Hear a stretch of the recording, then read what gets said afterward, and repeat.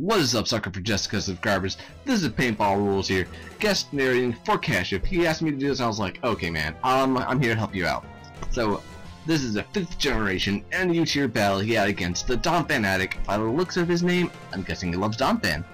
Who doesn't love Donphan? So, he leads off with a Simipour, switches out, goes into his Torterra. Not liking that matchup. So, Donphan switches out, goes into Weezing, I'm guessing predicting the Earthquake, but he actually goes for the Stealth Rocks on the switch. Now he switches out, goes into a specially defensive Grumpig, and while Weezing goes for the Will-O-Wisp, actually hits it, which is unfortunate for Cashew since he's being crippled down by the burn. Now he goes into his Rhydon. I'm guessing that his opponent was predicting the Thunder Wave. I've never really seen Grumpigs all that much, and I don't know what they do. I didn't know what to expect from them. So he decided to go for the Reflect on the Rock Polish. Now Shizak goes into, I'm guessing, his specially defensive Regigigas, and he goes for the Earthquake after having the light screen up, and I'm guessing being a fully physically defensive Regigigas with max HP, max defense. That's gonna be doing nothing to him, nothing at all.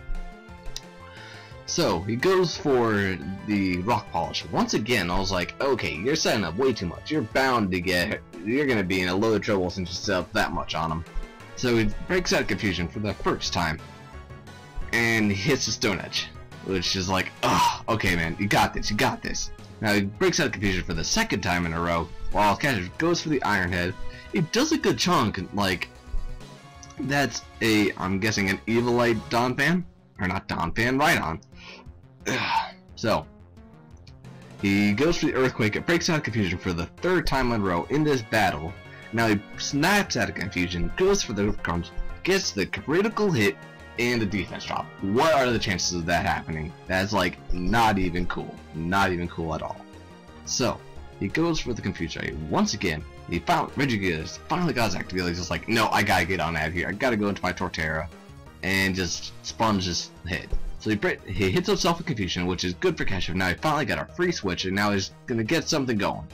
Now, he goes for the Earthquake, which I thought was a really weird play on his opponent's part. He could have switched out into another Pokemon to take the predicted Giga Drain, Seed Bomb, Earthquake, but it's like, I don't know, I guess he just wanted this thing to go down. It's not really doing anything for him. So now he brings in the Snowflake, which is his Cryogonal. I'm guessing this, I've seen some Cryogonals in the past, I'm guessing it's to be a dual screener, and it is. It's like, okay. So Cashew, what are you gonna do, man? What are you gonna do against this thing? And this is a fast, very, very bulky special defensive wall. So he sets up his own light screen after Cryogonal sets up both of his screens. Now he switches out, goes into his Broncho, which is his Meganium. I don't get the nickname. I guess you guys could explain that and leave a comment down below. So he goes for the Thunder Wave, predicting him to switch out into any Pokemon or to just want to cripple anything really. So he switches out, goes into his Torterra. Broncho is paralyzed, can't do anything. I was like, okay, you gotta do something, Cashew. You're falling behind. Now he switches out, goes into his Regigigas, and guess he just wants to get this whole Parafusion thing going again. So he sets up the Swords Dance. It's like, whoa, mind blown, mind blown right there, man. I have not seen a Swords Dance Meganium since 4th gen. I used to run one in the past, but it just really wasn't working out for me because it didn't really have that great of a move pool. After +2, hitting himself in confusion only did that much. By the looks of it, I'm guessing that's like a max HP, max attack, Swords Dancing Meganium. So, after being paralyzed, confused, and hit with the Iron Head, he's still able to break through all that, hit the Seed Bomb, and it only does about a 4th. So that's actually quite hilarious, but unfair for Cashew. He is getting so lucky. His opponent's getting absolute luck.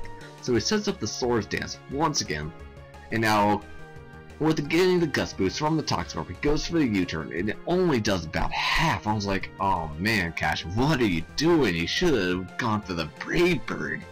So his game is at +4, and he was like, I'm going for the Seed Bomb. I'm gonna go until I die. So +4 Seed Bomb against the Torterra. I don't know Cashew's spread. I don't know if that crit mattered or not. I'm just gonna say it didn't matter for the sake of it. I didn't do any calculating things. So now Cashew decides to go into his Grumpig. Broncho breaks out of confusion. If I read that correctly, it's going by way too quick. So I'm just thinking, why'd you let Grumpig die? You could have saved that for that Rodon fan that you have. That's a big threat to his team because he has Swellow and a few other pokes left. Now he switches out, goes into his Regigigas, which I'm guessing is like I said before, is physically defensive wall. By the looks of his damage, I'm guessing that's like a Scarf Rotom. Since all he's been doing so far is just been volt switching out here and there, just getting that damage, getting that good switch initiative. Now he says it's prostitute, which is Jinx. I was like, okay, who would want a Jinx to be a prostitute? In all honesty, guys, you know Jinx is ugly. I know everyone has their own opinions, but I would not want Jinx to be a prostitute. So now he sends in Swellow, goes for the U-turn just to break the sub and to get that good switch initiative. He's predicting the Ice Beam, so he goes into his Kling. Even after being hit by that Ice Beam, it does around half, and that's a resisted hit. I was like, oh my gosh, that is not good. Kashyyyf is not liking this at all. So he decides to go for, after being hit by that Psychic, decides to go for the Shift Gear, and that does about less than half, about a fourth to Kling. So now he decides to go for the turn, the 100% accuracy move, going for the sheer kill. Well, it's a good move on his part, and I guess he just didn't want to miss with Gear Shift because it has like 90% accuracy, 85% accuracy. Now it goes into Smogon. Another, right here, goes for the substitute. I was like, you just blew my mind, man. I've never seen a sub Gear Shift attacking Kling. So he goes for the Gear Shift, Gear Grind, and he misses. I was like, oh, come on, man. Like, are you really gonna get this lucky on Kashyyyf? Like, this is completely unfair. So he goes for the Gear Grind now, and he hits, and it does about half, like a little more than half, or a little less than half. And I was like, oh my gosh, man, you are so lucky. You're hitting that Fire Blast twice in a row. That's like 70% accurate. Unfair, man, unfair. So he goes into a Simipour, goes for the Hydro Pump, and takes the thing right on out of here with a critical hit. I don't know if that mattered. I haven't ran any calcs. I don't plan on running any calcs. I'm just gonna say the crit didn't matter whatsoever, because he does have the Rodon fan. I'm still guessing that's garbage, because all I've seen that he's done is just Volt Switch. It makes sense if he's running a Scarf with Volt Switch, because it'd be super fast and good Pokemon to get that Switch initiative. Now he goes for the Facade with his Swellow, Guts Boost, and takes out that Cryogonal. And Cryogonal's paper thin defenses, it's on that. It's out of here, man. So he decides to go for the Quick Attack and take out that Rodon fan, and takes that thing straight out of here. So I hope you guys enjoyed this battle. I know I enjoyed. Thank you, Kashyyyf, for letting me guest narrate for you. If you guys like my narration, you can check out my channel. I do Pokemon battles, Black and White, 4th, 5th gen, whatever you want to call it. And I also do Pokemon TCG, card game battles, whatever you want to call it.